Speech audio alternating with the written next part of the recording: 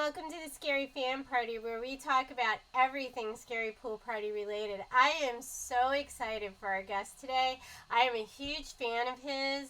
I watched his Genius breakdowns on Alejandro way back in the beginning when I first saw his audition tape, and I just found them extremely interesting from a non-musical person point of view. Like, to me, like, I was always looking for evidence of what he was doing that was so different versus the rest of the music industry. Because as a fan, I feel like I know that Alejandro is different, but I don't really know why he's so different. So I found that extremely interesting. So I'm happy to welcome our guest this week, Cori Jacobs. Hi, Cory. How are you today? I'm great. Thanks for having me. Good to be here. Yeah, and also with us is Jim Aldrich, my co-host on the Scary Fan Party Report. Hi, Jim. How are you? How you doing, Sarah? How you doing, guys? Good. Hey. So, Cory, can you tell everyone a little bit about yourself, like what your experience is? I know that you have a lot of experience in the music industry. Jim and I are very familiar with your resume. So can you just tell us about yourself, what you're doing, what you do in the music industry, etc.? My name is Cori Jacobs, and I am a recovering non-musical person.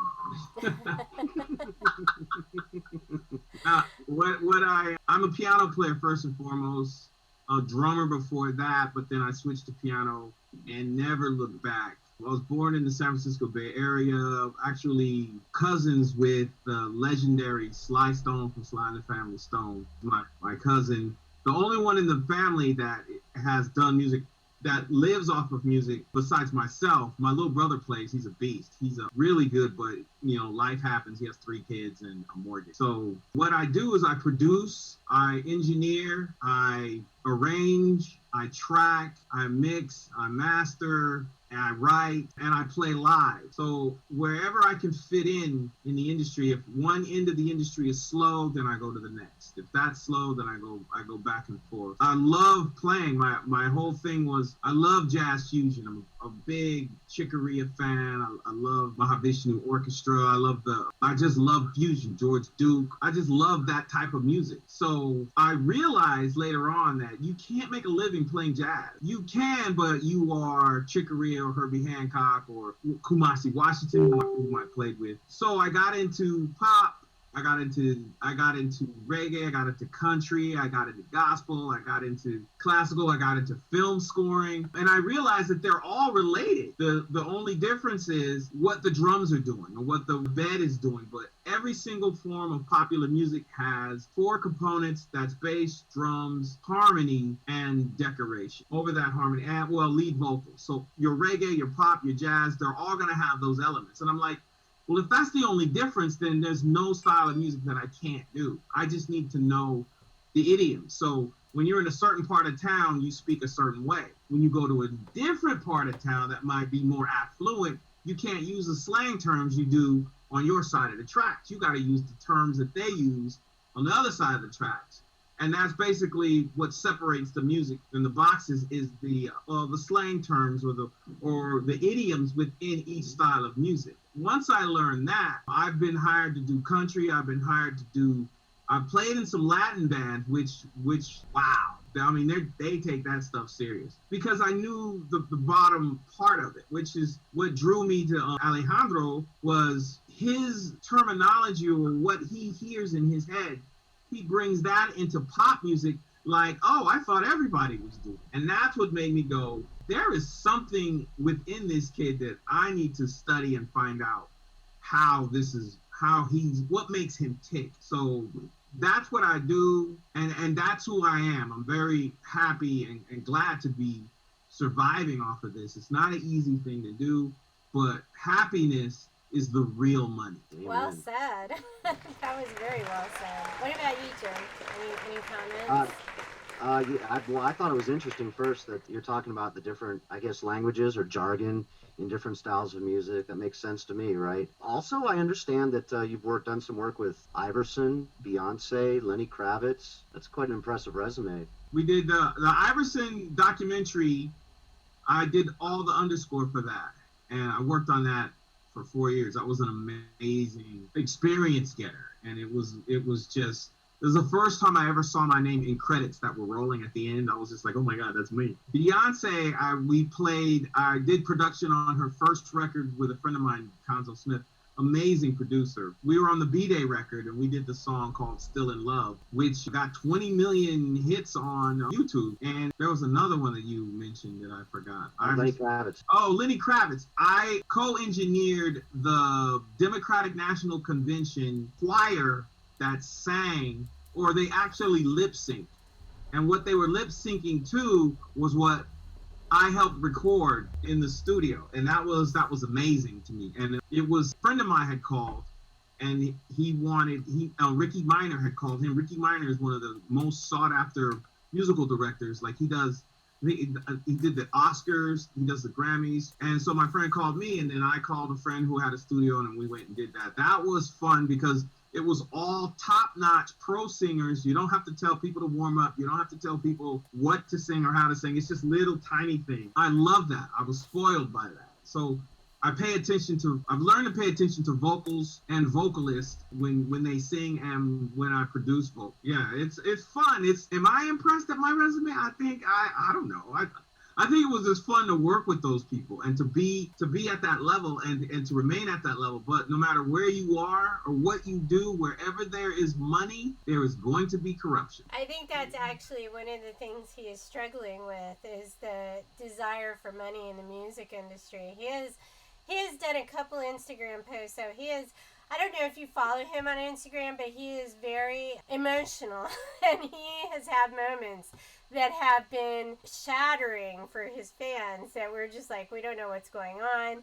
He's just emotional and he's honest, and I think that comes across the struggle with the music industry. I'm sure Jim can corroborate on that point, that there have been uncomfortable moments with Alejandro in this last 6 months since he's been signed and doing the things that he's doing in the music industry. Now he's on tour. It's a development process for anybody, and his is like pretty immediate as compared to a lot of people, right? When you listen to his music, when I listen to it, I get the sense of like, ooh, this dude is fragile. And then when you listen to like Blesser, Dissonant Harmony, you really get the sense like, oh my, which is why in one of my breakdowns I said, I wonder how they're going to record this. I wonder, because there are people who are getting paid, okay, we're going to commission you to record Alejandro. And then so the guy goes in there and is like, we need a hit, and we need a hit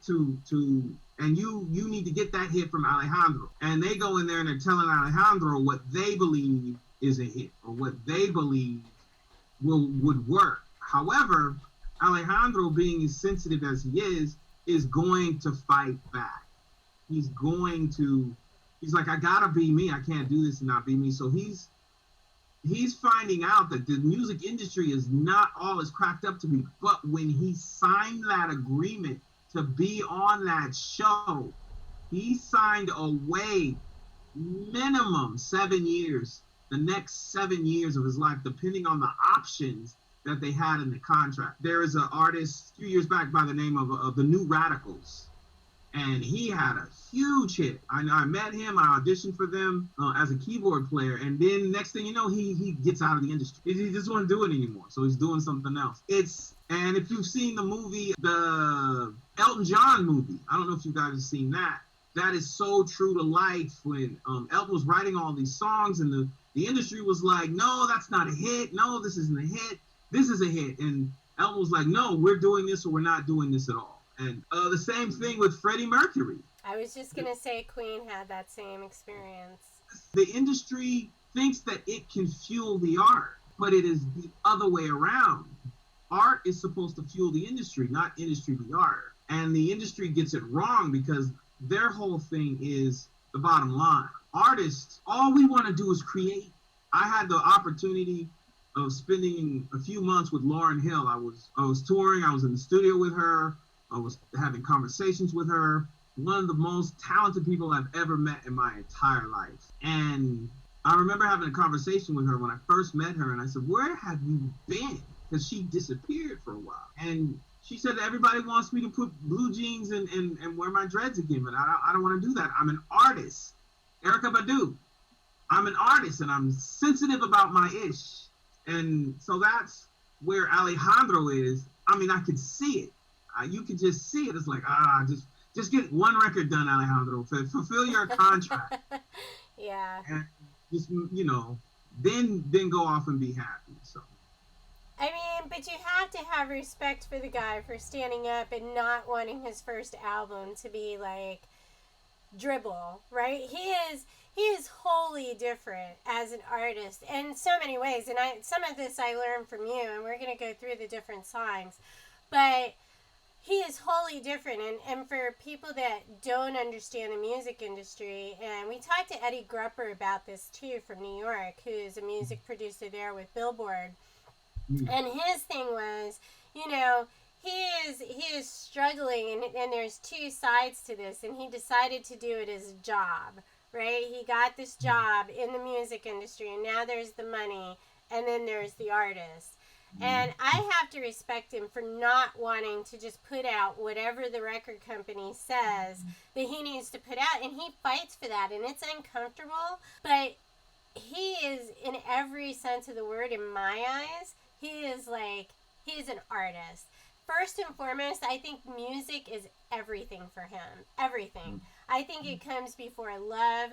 Probably not before his family and friends, but definitely before a lot of other things that people would prioritize above that. He just wants to make music, which I find absolutely enthralling about him as an artist. I mean, he is the first artist I've ever been excited about for this long, Wow. So that's saying something. I do not get bored with him. I cry with him. I have cried on Instagram Live with this guy. I have, watched him grow. I have watched him when Idol was really hard because the whole world, like, on social media is like, why are you singing that? Do this, do that. And we had some of this, in the concert last night. He was like, that's not who I was on Idol. Stop saying that's who I am. Like, I just want to make music. So I think that he struggles a lot with the music industry. I think he wanted this, but on the next hand, he was like, oh, it's different than I thought it was going to be. And it gets deeper. When I first saw him, I was like, okay, he's got a guitar. And then I heard him play, and I was like, oh, whoa. And then I heard him sing, and then I was like, who is this? And that's what drew me in. And then as things progressed, he dyed his hair, put all these colors in it, and stopped wearing that hat. And he looked homogenized. He looked fake. It looked like somebody had said, no, we need to make you look cool now. We need to make you look a little more debonair. And him is like, just give me a windbreaker jacket and my beanie, and I'm cool. Right. But the industry is like, no, we need this. My boss says you need to look like this, and everything is coming from the higher ups, and the higher ups are out of touch. I was, and this is funny to me, but I was playing yesterday, and this lady comes up. We started talking. She happened to be a broker for lawyers, and I was like, well, I could have used a lawyer a couple months ago. The cops pulled me over for a U-turn, towed my car, took me to jail, and assaulted me while I was handcuffed, and then charged me with reckless driving. And I'm telling them it was a U-turn. And wow. she said, well, you think it was the color of your skin? And I was like, my spirit said she's out of touch. She has no idea. Well, I'm like, well, they're not killing white boys. They're killing brothers. And I could have easily been another statistic, because this cop was like on one. And I've never even been in the back of a police car handcuffed. Yeah.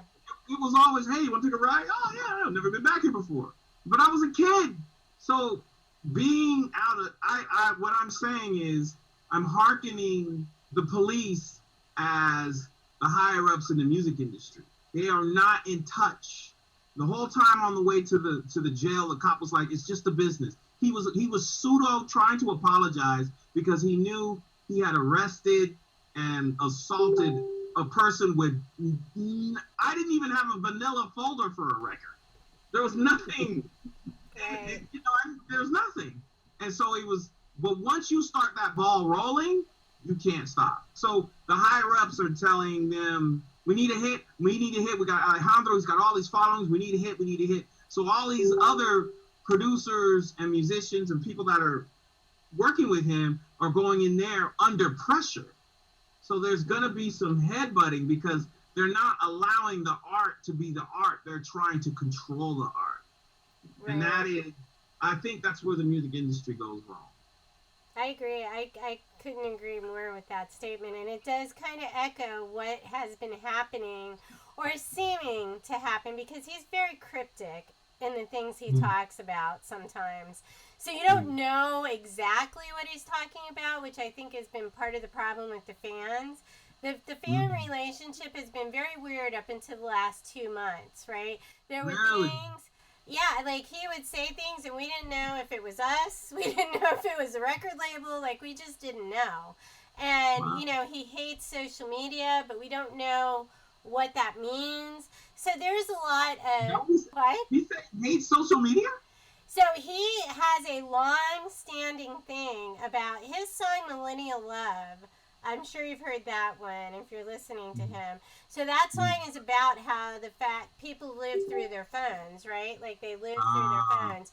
And he doesn't like social media. And I think my feeling on this, based on the concert last night and what he said, is that the negativity is just kind of getting to him, right? Because there's always haters on social media. And he's very sensitive to it. And I don't blame him. I hate social media some days. I'm a social media manager. Like, there are days I look at social media and I'm like, I just can't deal with the negativity. Like, there's just so much of it. Like, and we have, like, groups of, like, there's bigger groups with 12,000, but then, Jim's group has 500. My group has 200. So we're smaller in this bubble. We don't always hear all the negativity until we go to Instagram. And it's like, there are thousands of people there telling him, you need to do this, you need to do that. You suck, your 15 minutes of fame are over. Like, that's just some of them. Oh, they're saying that? Yeah, some people are. It's a lot for me to deal with. So imagine on his end, right? People saying that because they want the idol version of him. But that's not who he ever was.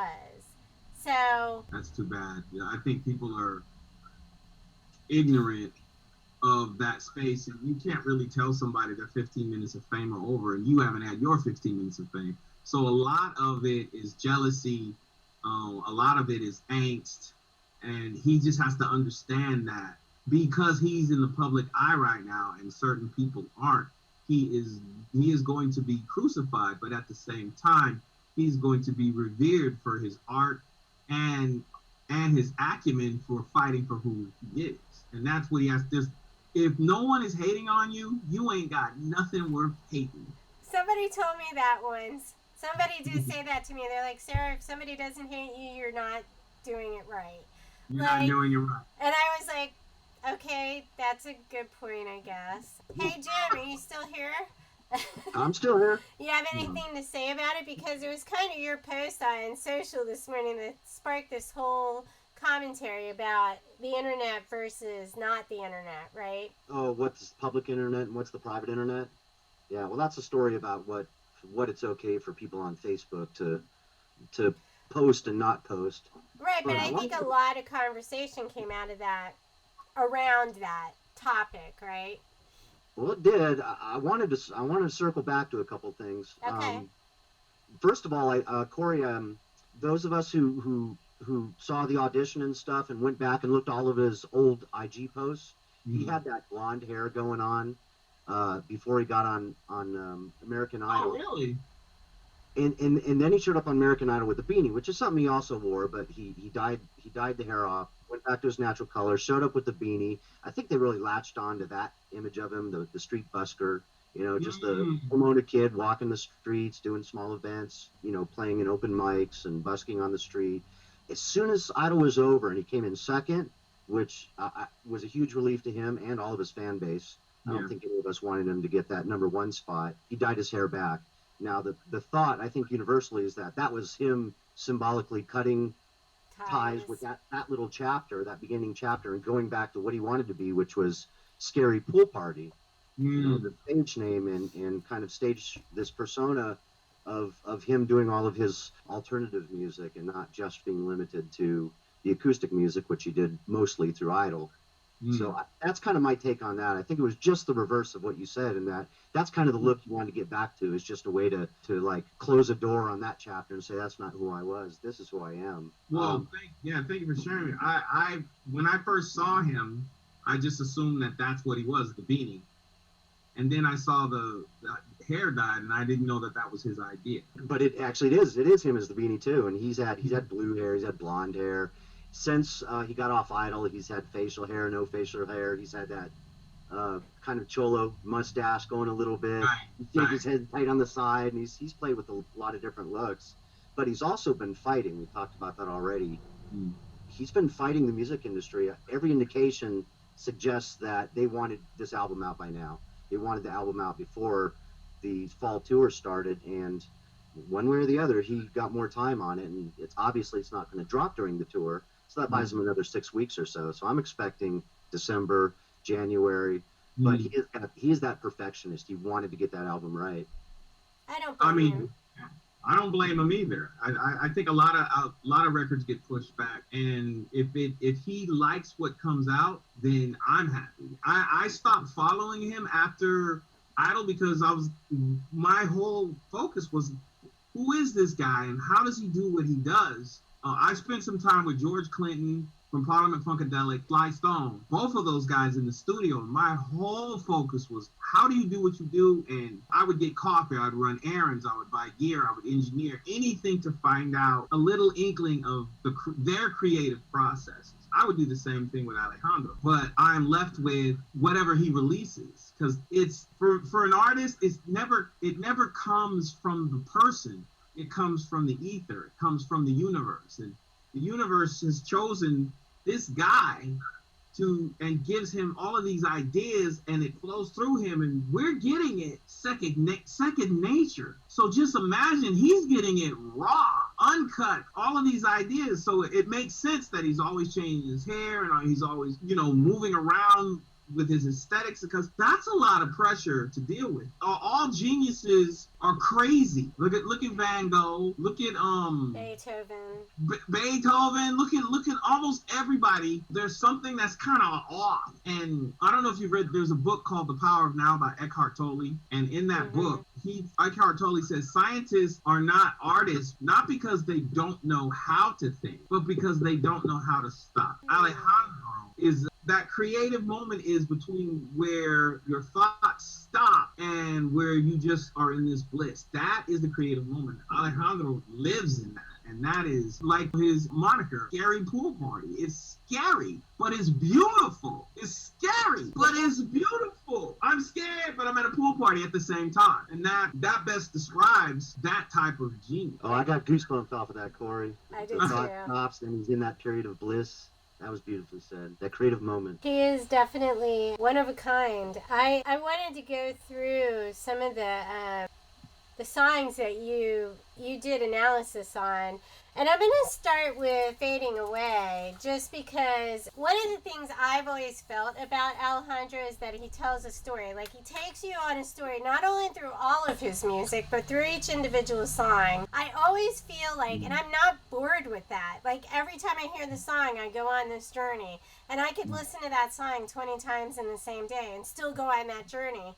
And you talk about that so beautifully in your breakdowns. There was one, Alone, you did it in Alone, but also in Fading Away, how he's setting up a story and the track is breathing, and he uses the music to help his story. And that's where I first considered the fact. So one of the big things that's coming up in social media now, he just released Diamonds, which is an alternative song. And his voice is kind of buried, like it is in Alone, right? He doesn't use his voice as the main component of the song.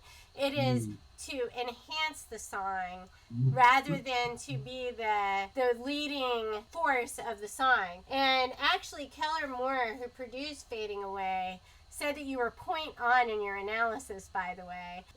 I just love that you talk about the fact that he is setting up the story and he chooses to tell a story. And you ask the question, at what point did you realize that Alejandro was a genius? And for me, hands down, and I love some of his songs, they resonate with me so much, but when I heard and saw Bless Her, for me it was almost like Beethoven sitting at his piano and just letting loose this stream of consciousness and thought through music that I was so blown away by that I just could not come back from it. Like that was it. I was a lifelong fan. And I say this out loud, made me a fan, but Bless Her made me a fan for life. Like Bless Her was when I first really started to understand that this guy was beyond brilliant. Freak of nature.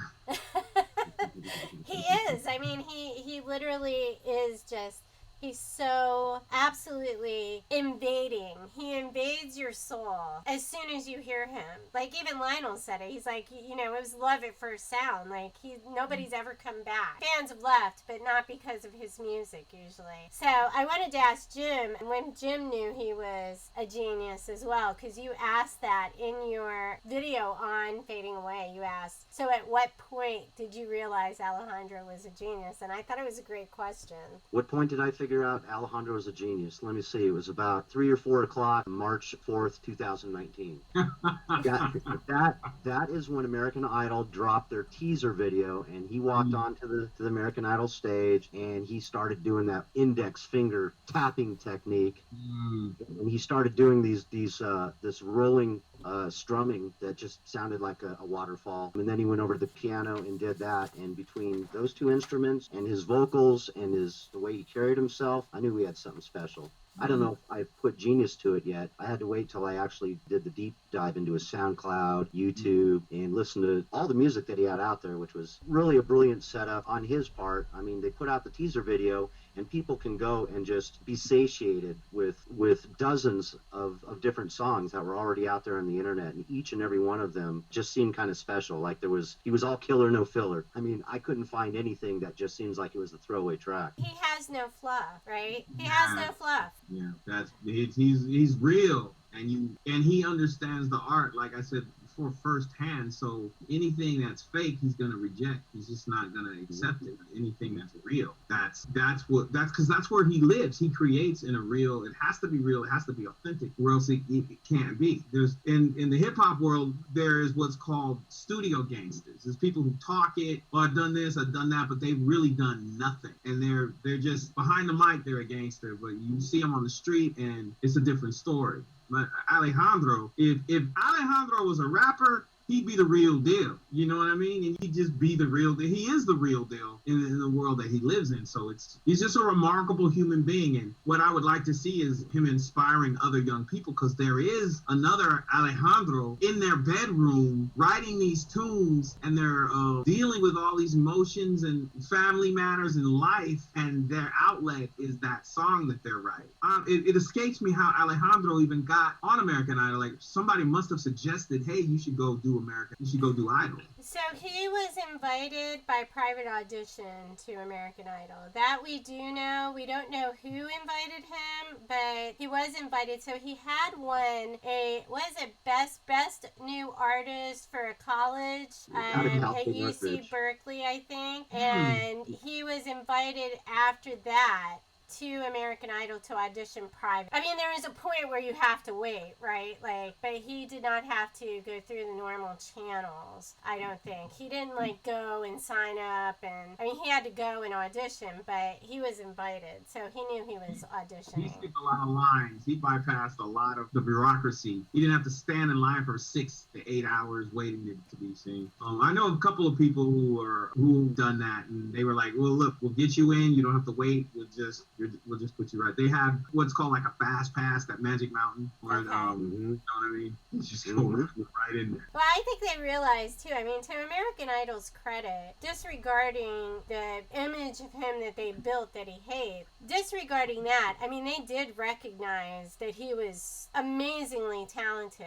You know, so I have to give them credit for that, because they heard him from the get-go and they were like, wow, like, this is unreal. This is the next level. And I think Luke Bryan's the one that said, you just watch him and you know you're looking at the next level of something. You just know. And I always felt that way. Like, I always felt that way. I think the most remarkable thing about Alejandro from the music business side is that if Alejandro were in his 50s or 60s or older, or even in his 40s, they would write him off. But because he's so young and brilliant, that is where the stakes are raised, because he's young and he's playing like that. I mean, he's playing like a person who's been playing for like 40, 50 years. And it's effortless. You can see it in his face.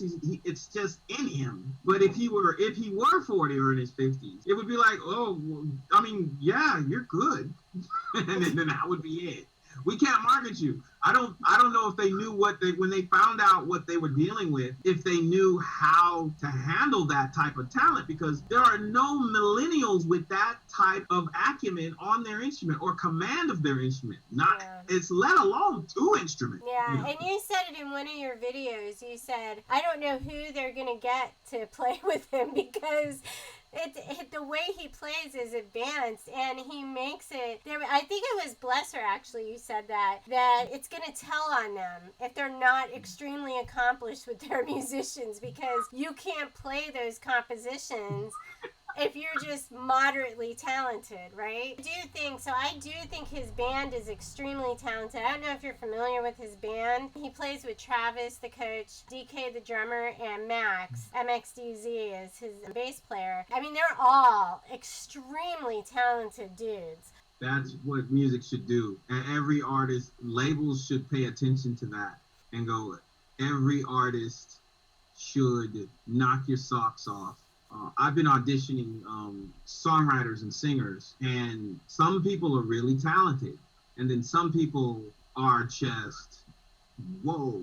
I mean, there's this one girl, I went and listened to her songs and was like, yeah. But again, we deal with life. I woke up this morning to hit her up again about writing, and I'm completely blocked. And I can't find her post or the guy who even introduced me to her. Everything is gone. I'm like, but that's life. That's the genius of it. Some people live in this world and this woman, when she opened her mouth to sing, it was like her every syllable told a story. Amazing girl. But there is something that we call show business. Show business. And some people have a great show, but the business is yet to be, developed. And I completely understand. And that's why with every meeting, and even when I saw Alejandro, it's always, well, let's see what happens. I mean, I hope he'll stick around, because I think there would be lots of fans that would be devastated he just disappeared. I think, and I've sometimes said I wouldn't be shocked if he did disappear, because he just wants to create art. And artists have this way of not valuing anything over their particular art. So could we wake up one day and Alejandro is gone? God, universe forbid. But what if we look at everyone in the past who, I don't know if you remember, there's an artist called Buddy Holly, really young actor named James Dean, died Tupac, everybody died. Bruce Lee died really young. I think they call him the 27 Club. 27 Club. Yeah, these people were extraordinary, and now they're martyrs. And I'm not predicting anything, but Alejandro, I hope he sticks around and puts out an album. But the industry is notorious for making you famous, and then boom, you're gone, and all of a sudden you're so famous now after you've exited this life and when you were actually here. Well, Alejandro's got one thing going for him, unlike some of those people you just listed. Let's put Kurt Cobain on that list. Lane Stanley, he's straight edge. He's announced that a lot of times. He's done do drugs, he doesn't drink, and I hope he'll live past 27 because of that. Chris Cornell, just I hope he does. How old is Alejandro? 25. Oh, well, he's good. I don't even want to put that out there. I want him to release his records. If he decides he doesn't want to do it anymore, I think he should fulfill his contract and then just go independent, because he's got such a following. If he did a GoFundMe for a record, oh my God. That would be done. I can imagine just in our groups alone, like, what kind of stir that would cause. If he came out tomorrow and said, look, I want to produce my own album, F the label, I'm done with it, his band would turn out in such massive numbers.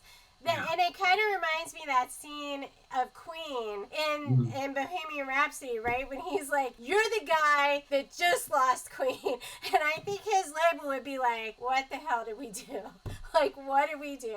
Because I absolutely think his fans would turn out. I mean, we work for him already. We, petition radio stations. We're like, we buy everything. We buy every song on every single platform, most of us, because we want him to be able to make music for the rest of his life. And that is a fact. It is a beautiful fact. I have freaking Alejandro music on Amazon Music. I don't even listen to Amazon Music. I don't listen to freaking Android. But I have that song, all his songs on every single platform because I want to support him. And he's different in that way. And it's not just me. He has massive fans. We have fans, and Jim can attest to this. We have fans that go to, how many shows has Andrea Lynn Smith been to? I'm not sure, but I'm in direct competition with her, so I'm not going to give her any plugs. That was a joke, Lynn. I mean, but they go to every concert. They go to as many concerts as they can just to see him,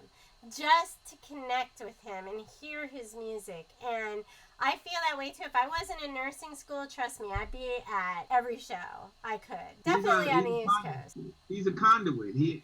And too much is given. To whom much is given, much is required. And all he has to do is keep writing and creating and basically letting his experience in life write the songs that he writes. And that's, if he had a perfect life, would these great songs happen? They've happened because he's had it imperfect and he's dealt with life. Because you learn more through failure and circumstance than you would by winning all the time. So in a sense, we have to be grateful for his trials and his tribulations because he helps us get through ours. And that's a beautiful thing, man, coming from somebody that crazily talented. And the labels, they're going to kick themselves. I remember the song Crazy by CeeLo. That song was presented, not Crazy, but Happy by Pharrell. Happy wrote that song for CeeLo, who did Crazy. And CeeLo didn't like it. CeeLo said, I want to do that song. So Pharrell did it, and it blew up. And CeeLo, in an interview, said, man, I'm still kicking myself for that. Because think we know what art is. We think we can predict. I don't know what art is, but once art has happened, I can look at it and go, here are the rules,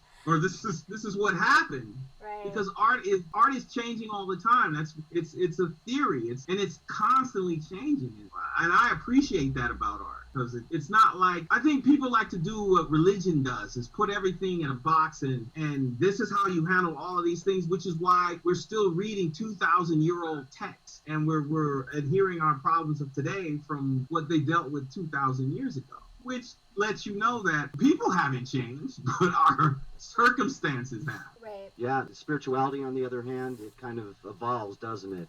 Yes. We have the language of the New Age movement. Remember back in the 60s, the Age of Aquarius? Yeah. That's gone, and it's been replaced by, I don't know, The Secret and Celestial Prophecy and other popular writers who've just completely revolutionized the language, the new jargons for spirituality, and yet the principles are basically the same. Basically the same. Basically the same. And art is in the same way. And what makes Alejandro different is he takes his musical prowess and the way he plays, and he puts that into these simple beds of music, and it makes you go, what made you even think you could do that? Which is why I feel like the producers that he's working with are going to try to dumb that down, because they don't have a concept of how to play like that. They don't play like that. They make pop music, simple chords, simple progressions, but people who like Alejandro aren't listening to all his fast licks. That's all for musicians. But they're listening to his heart and his soul. And the fast licks are hidden within that. And it's fueling that. But people aren't saying, oh, he plays so fast, he plays so well. No, they're saying, oh my goodness, I can feel and see his heart. When you hear and see Alejandro perform, you don't see Alejandro, you see God. That's a big statement. Preach. Hey.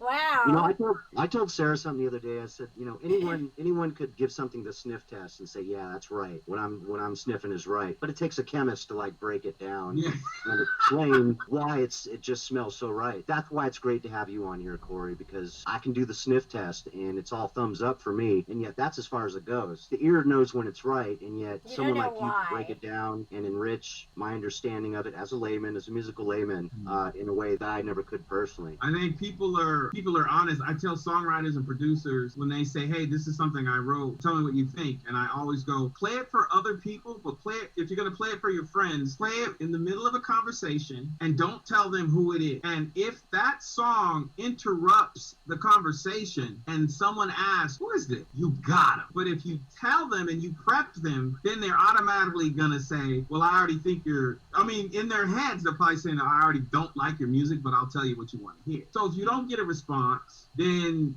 that's the response. If you do get a response, then that's great. And I think laymen are great because they just know that they like it. And that is gold. That is the world right there. It's like, oh man, I like it. And that's, woo, you don't have to know why, you know what I mean? I've been vegan for like 4 years, and there's some food that I like, I don't know why, I don't know what's in it. I read labels, but you know what I mean? I was like, I just like it. And I'm not a chef or a cook, but I know what I like. You know what, I'm going to take your advice, Cory. I got a friend who I've been trying to get to watch Breaking Bad forever, and I built it up, and I've told him how great of a series it is, and this and that, and all he's done is move further and further away. Next time he's over here, I'm just going to fiddle with my TV remote and just flip that puppy on and just let it roll in the background. Right, yeah. And don't tell them what it is or who it is, and just see, because what you want as an artist or as anybody presenting something, you want it to catch somebody's attention. If it's not doing that, then it's not an attention grabber for that person or for that sect. I was engineering a talent show, and in between the acts, I was playing my music.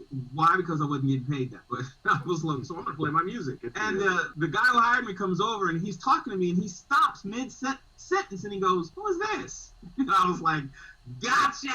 It's me! And he was like, oh man, that's really good. An honest opinion is what you want, which is why when I heard Alejandro, there was no one in the room. I was just like, whoa! And then I saw Lionel Richie's response, and I was like, whoa, by the way, I auditioned for Lionel Richie. I also auditioned for Katy Perry. I didn't audition for Luke Cage, but those two, I met Katy, and I did like a video audition with Lionel. So, and I know people who played in Lionel's band, so I was really interested in what his response was going to be. When I heard his response, that was when I was like, okay, I gotta follow this dude because he's there in the room while this was happening. So, I mean, I think Alejandro is the Bruce Lee of music of our time if the industry lets it happen. I think he's the Hendrix of our time if the industry lets it happen. I always compare him to Prince because Prince was a musical genius, and people don't even know that about him, and it astounds me how many people do not know that Prince was was an absolute musical genius when it came to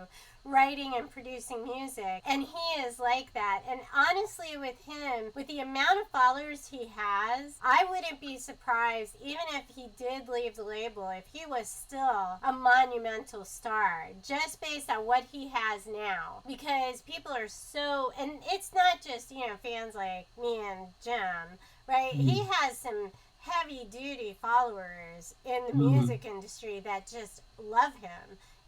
Absolutely love him. He does not want to play in one specific genre. He has made a point of saying that. He would like to do whatever he wants to do, we're good with. So I have learned to be very open to everything, right? Music. My friend, Fantastic Negrito, who's a blues artist, he has 2 Grammys. And I ran into him, I actually opened up for him in the Bay Area. And while I was talking to him, he said it's music. Why give it a title? People do that so they can sell it. Oh, I got to package this up, and this is what you're getting. You can put out a rock or a jazz record, and then at your show, do whatever you want. That's what I keep saying about him. I'm like, you know what? He's going to release popular music. It's going to happen. He needs to sell records. But make whatever music you want, because your fans will love it. There's haters too, but his diehard fans are going to love whatever he does. Diamonds was completely different than Cholo Love, which was different than 10 Years and different than Tonight. He has so many different styles that, it's him. It's just Alejandro. So that's what I want to hear. I want to hear Scary Pool Party. Yeah. And no doubt everybody in the industry is wanting to work with him. They're wanting to write with him. And I guarantee they were probably doing that after his first show on Idol. Like, I would work with that dude.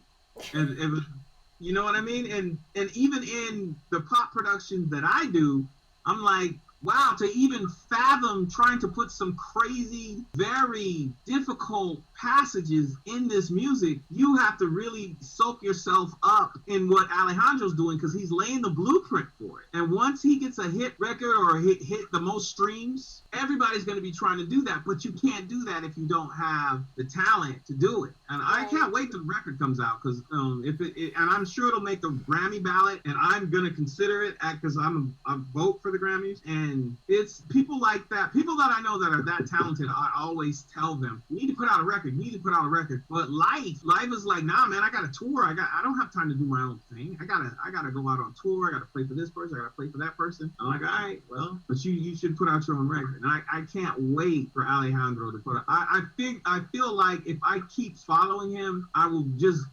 crack waiting for him to put out a record. I think we've come close to that.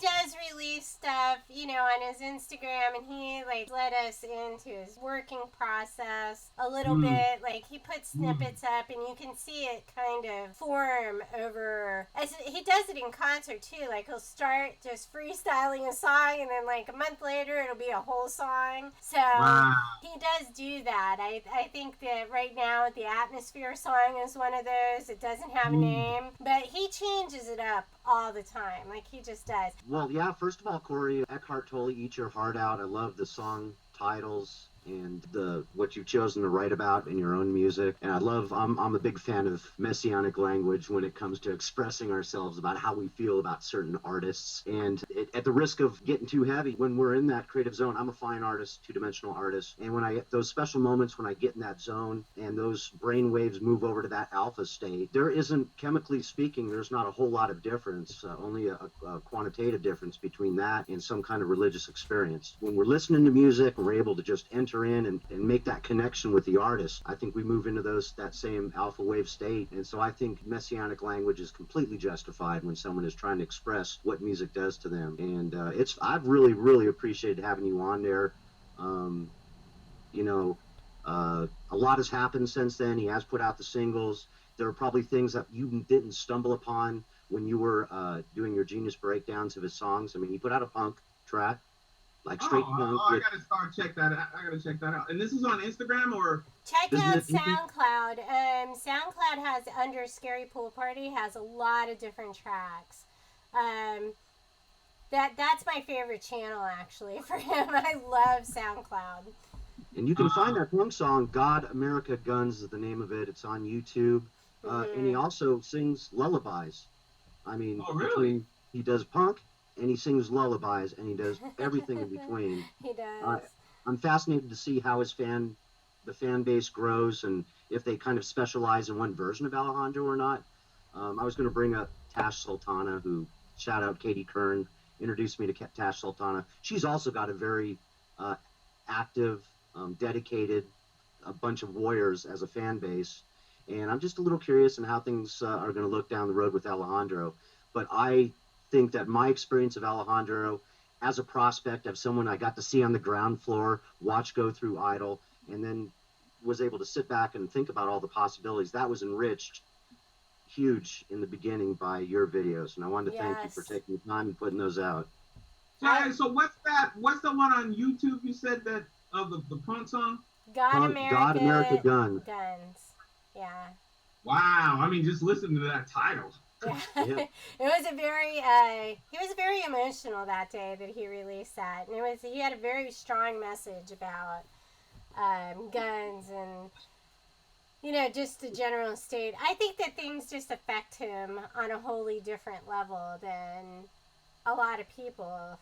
I mean, it affected me, but I am a massive fan of your channel. Even though I don't understand everything you're talking about, I love to watch it. And it does, I've learned, things like keeping time with the left hand and doing, the melody with the right. And he does that opposite of most people. And, I've learned things from your channel that I just I do follow you as soon as you put stuff out. I watch it. So I just want to thank you for doing those, because I think you've helped a lot of us layman people understand, where he's coming from in his music writing. And to me, that means a lot, because I want to try to understand him. I don't think I ever will, but, it's great to have somebody with your background and experience just talk about, the fact that he really does have this massive potential in the world, because we all see it, and we kind of stand around going, why doesn't everybody see this? And, what is different about this? Why do we see this and, this person doesn't? So for me, that's the big difference, is having something concrete.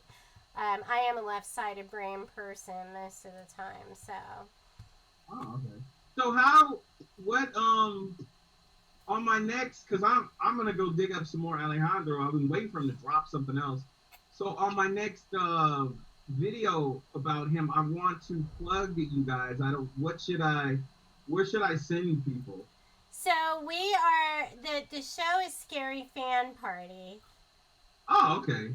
And then I run a group called scaryFANparty, and Jim runs a group called Scary Pool Party Worldwide on Facebook. Oh, wow. So if people Google this, they will be able to find it? Well, scaryFANparty, I do have a website up for that, and you can find all of Jim's information through that. I have him up there, as well as we have a YouTube channel as well, scaryFANparty. So I'll tell people to put it in, or what I'll do is I'll look for it in Google, so in the description I can put it in there. But I think people will probably listen more than they will read. Yeah, no, it is a podcast on iTunes as well, and it's all one word, scaryFANparty.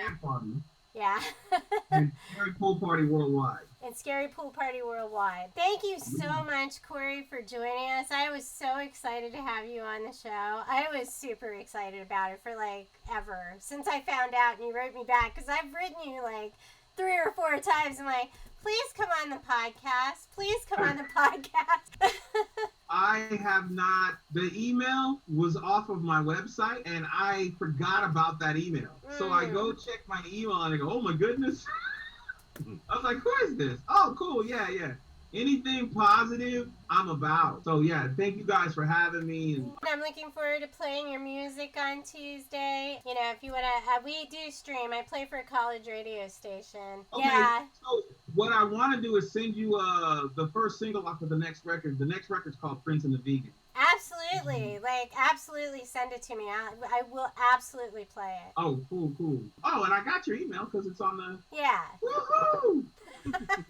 Well, thank you very much, and thanks for tuning in, everybody. We were super excited to have Cory on the show today. I know you guys are going to enjoy this interview because it was, like, next level for me. I think, and for Jim, a couple of times, there were a couple of things I was, like, blown away by. So, I appreciate you coming on, Cory. Thank you so much for everything you do, and, you know, especially your YouTube channel. Like, I talk about your YouTube channel all the time.